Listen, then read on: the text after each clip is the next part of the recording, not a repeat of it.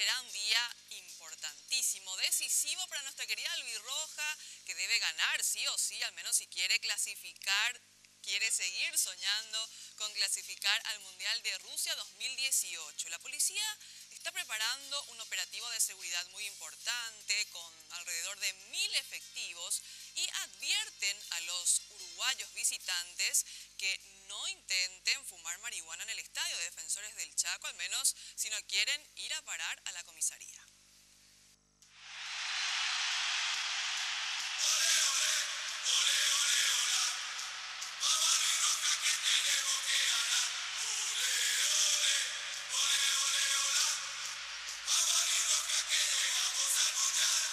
Que no les sorprenda que este martes numerosos uruguayos terminen en la comisaría, teniendo en cuenta que en su país tienen legalizado el consumo de marihuana y en nuestro país está prohibido. La Policía Nacional promete mano dura ante esta situación y aquí en Preferencia E del Estadio Defensores de Chaco se prevé el ingreso de más de 1000 uruguayos. En el último partido internacional entre clubes, 10 hinchas quedaron demorados en el departamento de eventos deportivos de la policía.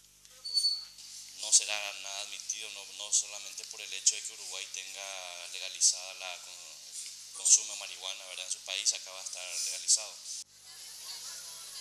Se pronostica estadio lleno y más de 1000 policías que estarán alertas desde las 7 de la mañana.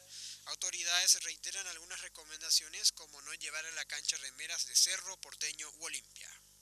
La prohibición de ingresar bajo los efectos del alcohol, traer todo tipo de arma, la prohibición de traer todo tipo de arma punzante, la prohibición de la explosión de petardos dentro del escenario deportivo, todo. Este martes se prevén lluvias y por eso se insta a llevar pilotines y no paraguas. Al final del partido, los aficionados que estén en gradería norte serán los primeros en retirarse. El fin del partido será cerca de las 22 horas.